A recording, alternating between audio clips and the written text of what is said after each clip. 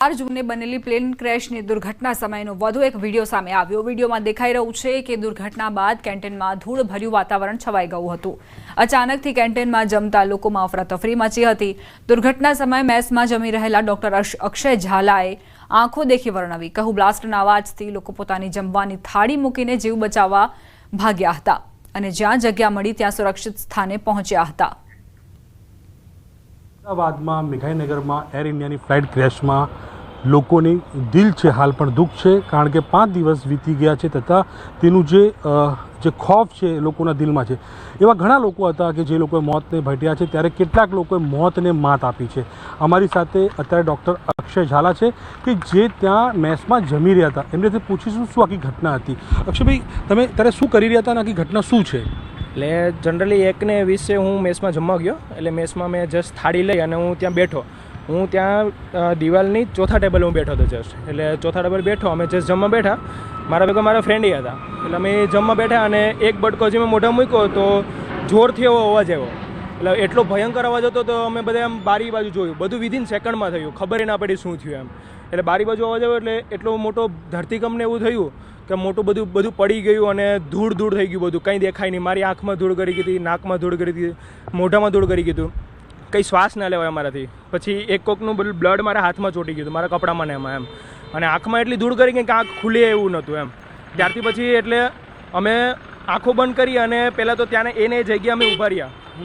ત્યાં અમે જોયું કે જો પડશે કંઈક ઉપર, અમારી ઉપર પડશે તો અહીંયા જ પડશો ને અહીંયા જ મરી જશું। બાકી જો અહીંયાથી આગળ ગયા અને ત્યાં પડશે તો ત્યાં પણ મરવાનો ભય રહી છે। એટલે અમે ત્યાં ઊભા રહ્યા, ત્યાં ઊભા રહી અને પછી અમે ત્યાંથી 1 સેકન્ડ માટે ઊભા રહ્યા કે જે થાય અહીંયા થશે। પછી જ્યારે શાંત થયું અને ધૂળ તો હતી ચારે બાજુ, કંઈ દેખાતું નહોતું। પછી હું અને મારો ફ્રેન્ડ અમે બંને એકબીજાને પકડી અને ત્યાંથી આગળ સીડીએથી ગયા કે જો સીડી તૂટેલી હશે તો ત્યાંથી ઠેકડો મારી જશું, બાકી ત્યાંથી નીકળીએ। પણ સીડી ફોર્ચ્યુનેટલી સારી હતી એટલે અમે ત્યાંથી પછી નીકળ્યા અને આંખો બંધ કરીને મલબોનો બધી પડેલો હતો એટલે અમે ત્યાંથી ઠેકડે મારીને બહાર નીકળી ગયા। આજે તમે મેસમાં જ હતા અને જે ફ્લાઇટ જે ક્રેશ થયું મેસ ઉપર જ પહેલાં ટકરાયું છે? પહેલાં મેસ ઉપર ટકરાયું હતું, સૌથી પહેલાં મેસ ઉપર પાછળનો ભાગ ટકરાયો અને ત્યારે બ્લાસ્ટ નહોતો થયો। એટલે એ અમારા માટે સારી એમ કે બ્લાસ્ટ નહોતો થયો, પણ ધૂળ એટલી બહુ હતી ને એટલે અમને કંઈ દેખાતું નહોતું। સૌથી પહેલાં મેસ ઉપર બહુ જોરદારનો અવાજ આવ્યો, એટલે અમે બધા ઊભા થઈ ગયા અને બધા એકબીજાને પકડીને ચિલ્લાવા લાગ્યા અને રાવડો પાડવા લાગ્યા। પછી અમે ત્યાંથી બચીને નીકળ્યા। મેસમાં કેટલા લોકો હશે એપ્રોક્સિમેટલી? એટલીસ્ટ જ્યારે હું જમવા ગયો તો ત્યારે 70 થી 80 લોકો જેટલા જમતા હતા। ઘણા બધા બચી ગયા હશે? હા, ઘણા બધા ત્યાંથી પહેલા માળેથી બારીએથી કૂદીને નીકળી ગયા હતા અને ઘણા બધા અમારી સાથે પછી ત્યાંથી સીડીએથી નીકળ્યા હતા। જ્યારે બ્લાસ્ટ થયો મેસ ઉપર જ્યારે ટક્કર વાગી અને કેટલા સમય પછી આ બ્લાસ્ટ થયો હશે, એટલે આગ લાગી હશે બધું? મેસમાં છે ને આગ નથી લાગી। અમે જ્યારે અમે નીકળી અને બહાર થોડાક આગળ ગયા અને પછી અમે પાછળ ફરીને જોયું ત્યારે અમને ખબર પડી કે પ્લેન ક્રેશ થયું। અમને ત્યારે નથી ખબર કે શું થયું છે, અમને એવું લાગતું કે કંઈ ભૂકંપ આવ્યો અથવા કંઈ પણ કંઈ એવું થયું છે કંઈક કે જેથી કરીને આવું બધું થયું એમ। અમે બહાર નીકળીને પાછળ ફરીને જોયું ત્યારે પ્લેન ક્રેશ થયું હતું અને ત્યારે મેસમાં નથી આગ લાગી, ત્યારે આગળ બહુ અત્યારે આગ લાગી હતી અને ત્યારે ધુવાડો પણ બહુ આગળ વધારે હતો। પછી ત્યાં સુધીમાં લોકો બધા નીકળી ગયા હતા એમ।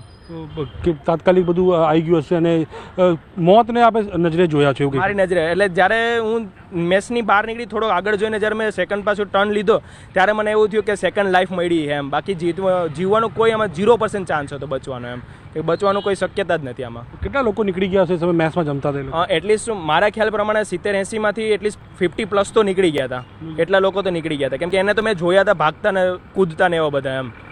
હા, પછી નુકસાન થયું? બાજુવાળી બિલ્ડિંગમાં બી નુકસાન થયું? બાજુવાળી બિલ્ડિંગ જે 4 બિલ્ડિંગ હતી એમાં બહુ ભયંકર આગ લાગી ગઈ હતી। ત્યાંથી તો બધું કેમ કે એટલી વિધિન સેકન્ડમાં બધા લોકોને બધા આવી ગયા હતા એટલે ત્યાંથી અમને નીકળવાની પણ પરમિશન ને કંઈ હતું નહીં, એટલે અમે સીધા પછી હું પાછળની બાજુથી મારી બાઇક લઈને નીકળી ગયો હતો પાછળના એરિયામાંથી એમ। તમે ટ્રોમામાં હતા એવું સાંભળ્યું કે બહુ બીક લાગતી હતી કેમ કે મગજ ઉપર ચડી ગયું? એટલે એમાં એવું થયું હતું કે મને છે ને થોડું ઘણું લેફ્ટ લેગમાં ને એમાં એબ્રેઝન થયું હતું, મને કોઈ ફ્રેક્ચર નહોતું થયું, હું ચાલી શકતો હતો વ્યવસ્થિત એમ, અને મને શ્વાસ લેવામાં તકલીફ હતી। એટલે હું સીધો રૂમે જઈ મેં કપડાં ચેન્જ કર્યા, નાહી ધોઈ અને હું ફટાફટ પહેલાં ટ્રોમામાં ગયો। મેં કીધું મને વાંધો નથી, આપણે બીજાની સેવા કરીએ, પણ ત્યાં એટલો બધી લોકો હતા ને એટલા બધા પેશન્ટોને બધા હતા તો મારાથી જોવાનું નહીં, મેન્ટલી સ્ટ્રેસ બહુ આવી ગયો એટલે હું પાછો મારો રૂમે આવી ગયો હતો।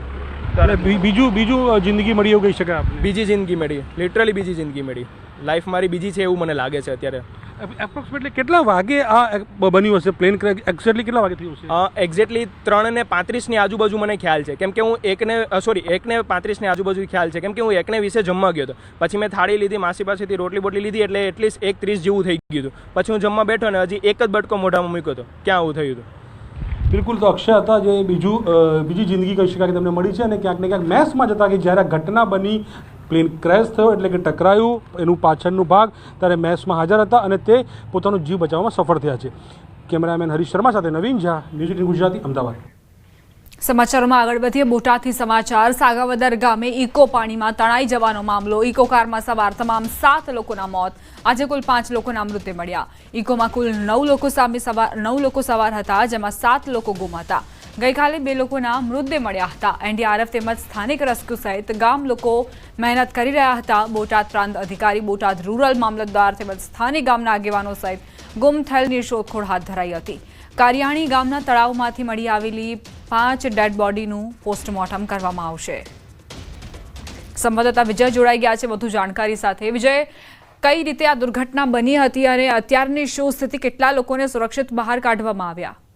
જીતપા ચોક્કસથી કહી શકાય કે ગંભીર બેદરકારીના કારણે કરુણાંતિકા સર્જાઈ હોય તેવી આ ઘટના છે, જેમાં ગત 16 તારીખના સાંજના સમયે સાંગાવદર અને લાઠીદર ગામ કે જે બોટાદ તાલુકાના ગામો છે તેની વચ્ચેની નદીમાંથી જોખમી રીતે કાર પસાર કરાઈ હતી. જે ઇકો કારમાં કુલ 9 જેટલા લોકો સવાર હતા, જેમાંથી 2 લોકોનો આબાદ બચાવ થયો હતો, પરંતુ અન્ય જે 7 લોકો છે તે પાણીના પ્રવાહમાં કાર સાથે તણાઈ ગયા બાદ ગઈકાલે એટલે કે 17 તારીખના રોજ 2 લોકોના મૃતદેહ મળી આવ્યા હતા અને ત્યારબાદ આજે વહેલી સવારથી જ એનડીઆરએફ, રૂરલ, સ્થાનિક પ્રાંત અધિકારીઓ સહિતના સ્થાનિક લોકો દ્વારા મૃતદેહોનું શોધખોળ હાથ ધરવામાં આવી હતી. ત્યારબાદ વહેલી સવારથી કારિયાણી ગામના તળાવ વિસ્તારમાંથી એક બાદ એક આજે કુલ 5 જેટલા જે મિસિંગ પર્સનો હતા એ 5ના મૃતદેહ હાલ એક બાદ એક મળી ચૂક્યા છે અને તમામ 5 અને ગતરોજ મળેલા 2 એમ કુલ 7 લોકોના મૃતદેહોને બોટાદ સરકારી સોનાવાલા હોસ્પિટલ ખાતે પોસ્ટમોર્ટમ અર્થે ખસેડવામાં આવ્યા.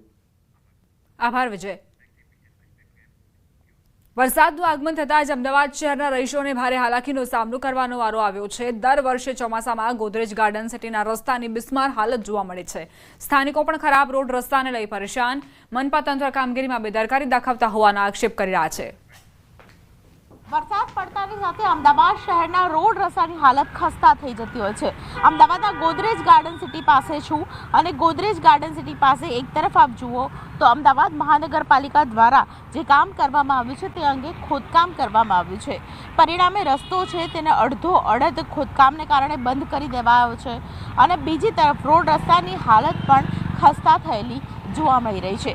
ગોદરેજ ગાર્ડન સિટી તરફ રહેતા લોકો છે તે મહા મુસીબતનો સામનો દર વર્ષે કરતા હોય છે અને આ વર્ષે પણ તેઓ પાણીમાંથી અહીંથી પસાર થતા ટ્રાફિકની સમસ્યા છે તેમાં પણ લોકો પરેશાન થતા જોવા મળતા હોય છે. આપ જોઈ રહ્યા છો કે એક તરફ રસ્તો અડધો બંધ છે અને બીજી તરફ ખાસ કરીને રોડ રસ્તાની હાલત પણ ખરાબ છે, જેને કારણે લોકો છે તે મહા મુસીબતનો સામનો પણ કરતા હોય છે. એકદમ ખરાબ છે રસ્તો તો બહુ ખરાબ છે. હા આંટી, તમે પાછળ બેઠા છો, ડર લાગે છે?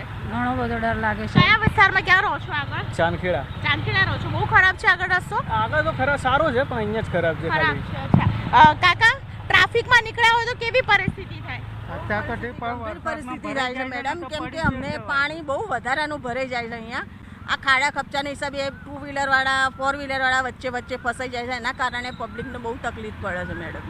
તમે ક્યાં રહો છો? આગળ અમે આગળ ચાંદખેડા માનસરોવરમાં રહીએ અને છીએ. અહીંથી રોજનો અમારો રોજનો રૂલિંગ છે રોડ આવવા જવાનો, કેમ કે આટલા ખબર સુધી પાણી હોય છે, એટલું જ બધું પાણી ભરેલું હોય છે વરસાદના કારણે. એના કારણે અમારે હેરાન થવાનું થાય છે. પહેલા જ વરસાદ તો હા, પહેલા જ વરસાદમાં ફૂલ પાણી ભરાઈ જાય છે. તો જે સાંજે અમે અહીંથી જ ગયા હતા. ગઈકાલે સાંજે અહીંથી જ ગયા હા, હતા. પરમ દિવસ અને સાંજે. ટ્રાફિક પણ બહુ હશે. હા, ટ્રાફિક એકદમ ફૂલ થઈ જાય છે. હા, બિલકુલ. તો લોકોએ આ પ્રકારની સમસ્યા છે તેમનો સામનો કરવો પડે છે. કાકા, તમે આગળ રહો છો? સિલ્વર લક્ઝુરિયામાં. અચ્છા, કેવી પરિસ્થિતિ છે? કારણ કે રોડ રસ્તા તકલીફ ખરાબ. પડે છે, રોડ રસ્તા ખરાબ છે તો. દર વર્ષે આમ થાય? હા, દર વર્ષે. કેટલા વર્ષથી આવી પરિસ્થિતિ? અરે કેટલા હું 1.5 વર્ષથી તો હું રહું છું, ત્યારનું તો જોઉં છું. ત્યારના જોઉં છું એટલે હા. કોઈ સુધારો જ નથી. ના, અચ્છા. બહુ મ્યુનિસિપાલિટીનું ખરાબ તંત્ર છે આવું. તો ટેક્સ પૂરો આપીએ છીએ ને આવું ચાલે અમારે. બિલકુલ. તો ટેક્સ પેયર છે અને ટેક્સ પે તો પૂરો આપે અને જો ટેક્સ ના આપે તો સીલ કરી દે. પરંતુ પરિસ્થિતિ એવી છે કે રસ્તા લોકોને અહીં રસ્તા પણ નથી મળતા. આપ જુઓ તો અડધો રસ્તો ખોદેલો અને બીજો જે રસ્તો છે તે પણ જવાલાયક નથી. લોકોએ ખાસ કરીને 2 વે રસ્તો છે તેને 1 વે કરીને ટ્રાફિકમાં જવું પડે છે અને આ પ્રકારની પરિસ્થિતિથી લોકો છે તે પરેશાન થતા જોવા મળી રહ્યા છે. કેમેરામેન પંકજ મકવાણા સાથે દીપિકા કુમાર, ન્યૂઝ 18 ગુજરાતી, અમદાવાદ.